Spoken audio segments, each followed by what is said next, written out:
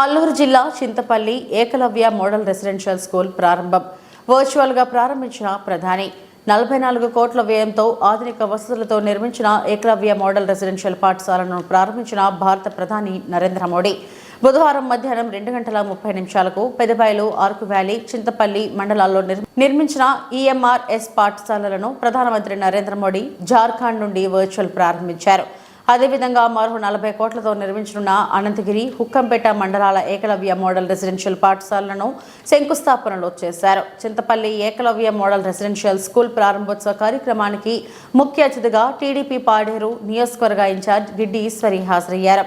ఈ సందర్భంగా జాతిపిత మహాత్మా గాంధీ చిత్రపటానికి పూలమాల వేసి జ్యోతిని వెలిగించిన మాజీ టీడీపీ ఎమ్మెల్యే, జిల్లా ఇన్ఛార్జ్ గిడ్డి ఈశ్వరి అల్లూరు జిల్లా మారుమూల ప్రాంతమైన 5 మండలాల్లో ప్రధానమంత్రి ఆధ్వర్యంలో ముఖ్యమంత్రి చంద్రబాబు నాయుడు, ఉప ముఖ్యమంత్రి పవన్ కళ్యాణ్ల కోరిక మేరకు ఏకలవ్య మోడల్ రెసిడెన్షియల్ పాఠశాలలు మన్యం ప్రాంతంలో నెలకొల్పబడడం గిరిజన విద్యార్థులు చేసుకున్న అదృష్టంగా భావిస్తున్నామని గిడ్డి ఈశ్వరి అభిప్రాయం వ్యక్తం చేశారు.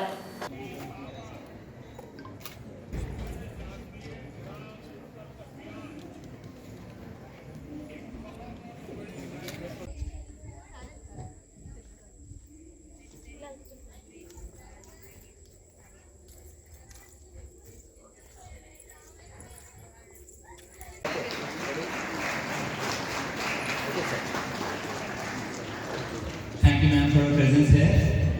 And I now request Piba.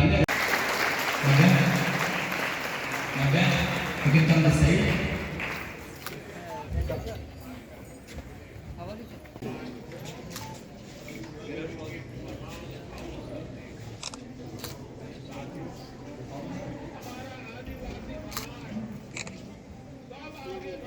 నమస్కారం. ఈరోజు అక్టోబర్ 2 పాడేరు నియోజకవర్గంలో చింతపల్లి మండలంలో ఏకలవ్య మోడల్ రెసిడెన్షియల్ స్కూల్స్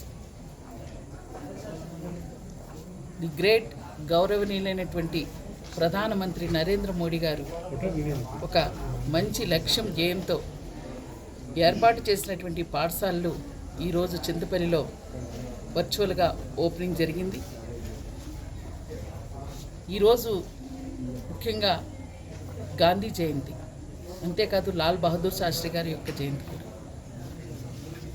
అంతటి మహానుభావుల యొక్క జయంతి రోజున గిరిజన ప్రాంతంలో ఇంత గొప్ప విద్యాలయాన్ని ఈరోజు ఓపెనింగ్ చేసినటువంటి నరేంద్ర మోడీ గారికి, అలాగే గౌరవనీయులైన ముఖ్యమంత్రి చంద్రబాబు నాయుడు గారికి హృదయపూర్వక ధన్యవాదాలు తెలియజేసుకుంటున్నాము.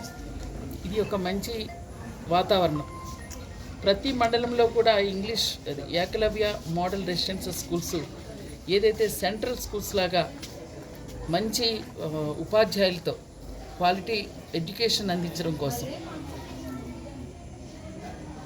వివిధ రాష్ట్రాల నుంచి విచ్చేసినటువంటి ఉపాధ్యాయులు, ప్రిన్సిపల్ గారు వాళ్ళందరూ నిజంగా ఈ ప్రాంతం వారిది కాకపోయినా ఇక్కడికి వచ్చి మా ఆదివాసీ గిరిజన విద్యార్థులకు మంచి విద్యను అందిస్తున్నందుకు ఇంత అంటే అన్ని ఇన్ఫ్రాస్ట్రక్చర్ అంతాను దాదాపుగా 44 కోట్ల రూపాయలతో ఈ ఒక్క విద్యాలయమే 44 కోట్ల రూపాయలైంది. అలా కొయ్యూరులో, జీకే వీధిలో, జీమాడుగుల్లో, పాడేరులో మా నియోజకవర్గం 5 మండలాల్లో కూడా ప్రతి మండలంలో ఈ విద్యాలయాలు రావడం, ఈ 5 కాదు దేశమంతా కూడా ప్రతి ప్రాంతంలో ఈ విద్యాలయాల్ని ఏర్పాటు చేయడం నిజంగా ఇది గర్వకారణం.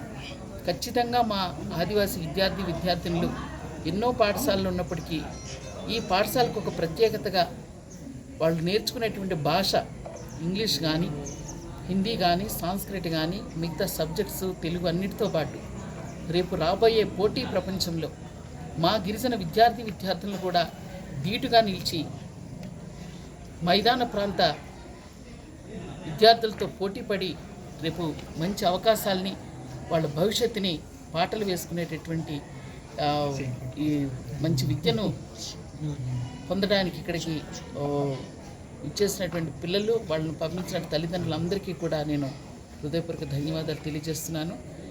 ఇంకా ఈ అంటే ఇప్పుడు చెప్పారు 6th to 10th ఉంది, ఇప్పుడు 11th 12th కూడా ఇక్కడ క్లాసెస్ అంటే ఇంటర్మీడియట్ కూడా కంటిన్యూ చేస్తామని. అలాగే ఇంకా సెంట్రల్ విద్యాలయాలు అంటే ప్రతి సంవత్సరం చూస్తున్నాం పిల్లలు చదువుకోవడానికి ఎక్కువ మంది రావడం, పాఠశాలలు కూడా సరిపోకపోవడం, అకామిడేషన్ సరిపోకపోవడం. రెసిడెన్షియల్ పాఠశాలలు ఉన్నాయి, ట్రైబల్ వెల్ఫేర్ పాఠశాలలు ఉన్నాయి, కేజీబీవీలు ఉన్నాయి.